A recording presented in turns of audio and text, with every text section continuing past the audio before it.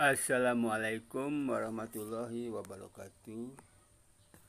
Selamat berjumpa kembali di pelajaran ekonomi untuk bab ketiga.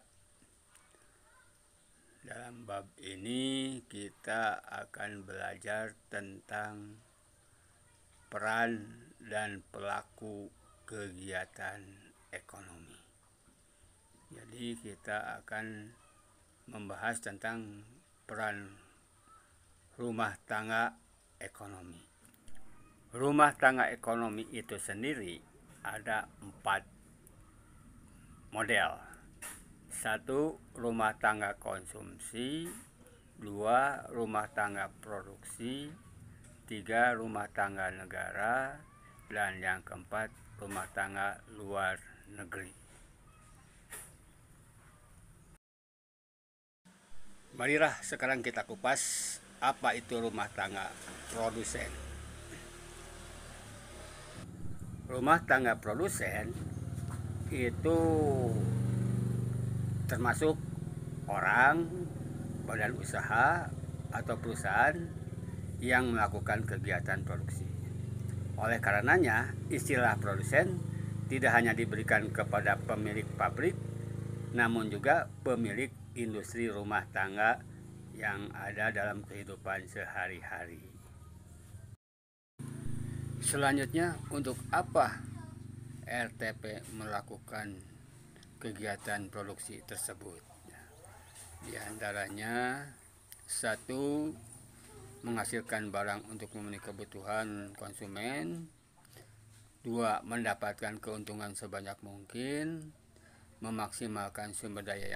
Kemudian meminimalisasikan biaya produksi dan memaksimalkan hasil produksi. Kemudian juga harus mencari tambahan modal.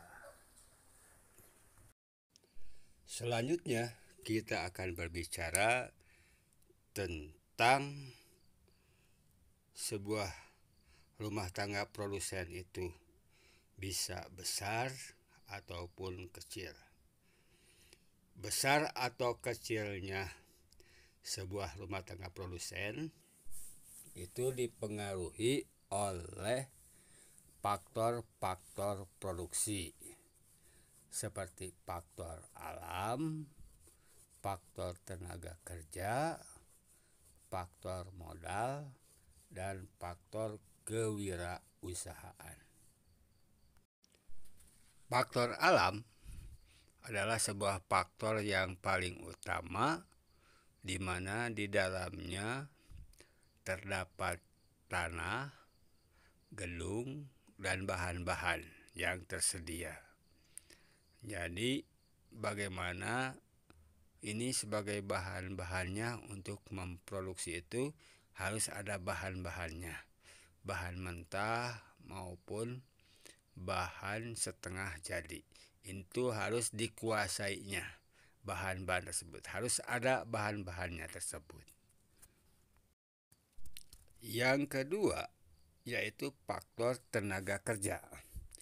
Faktor tenaga kerja ini adalah faktor yang sangat penting karena disinilah upaya produksi itu harus dilakukan oleh tenaga kerja.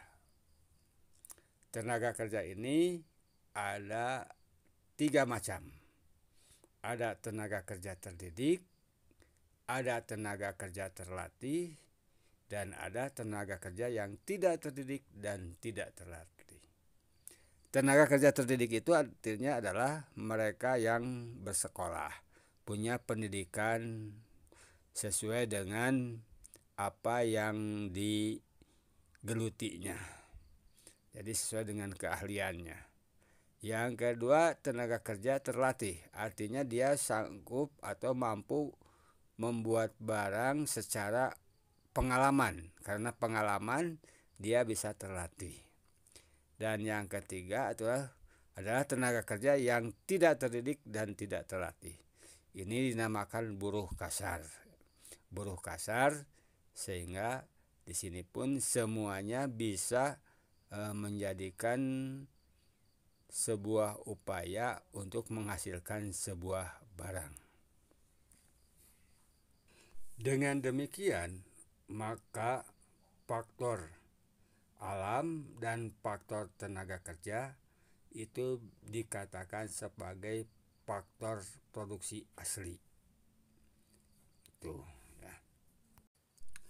Yang ketiga adalah faktor modal atau investasi.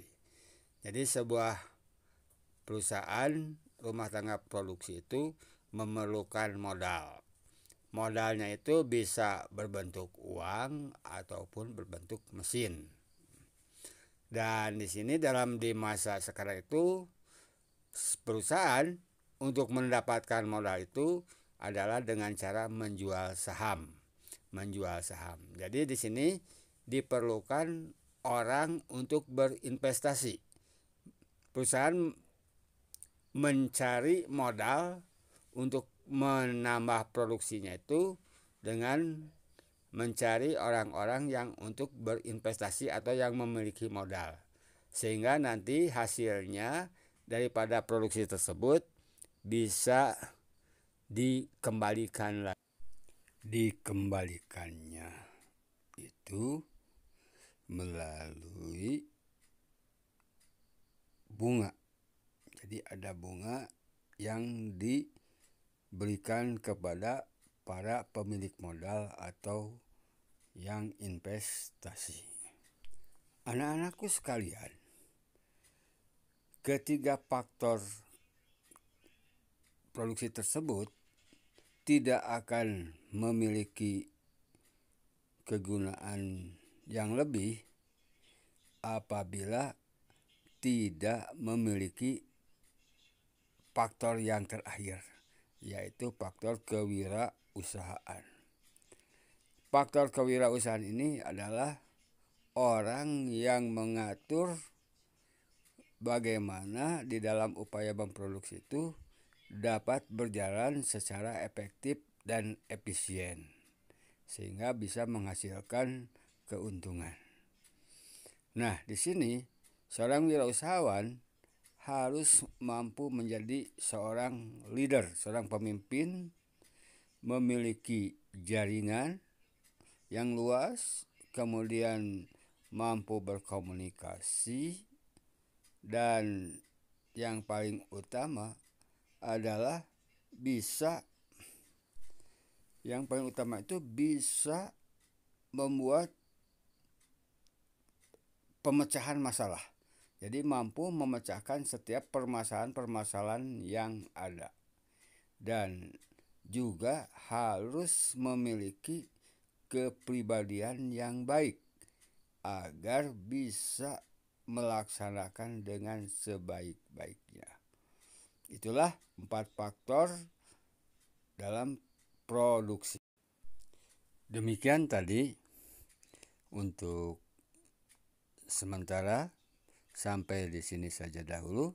Kita lanjutkan dengan teori produksi dalam video selanjutnya.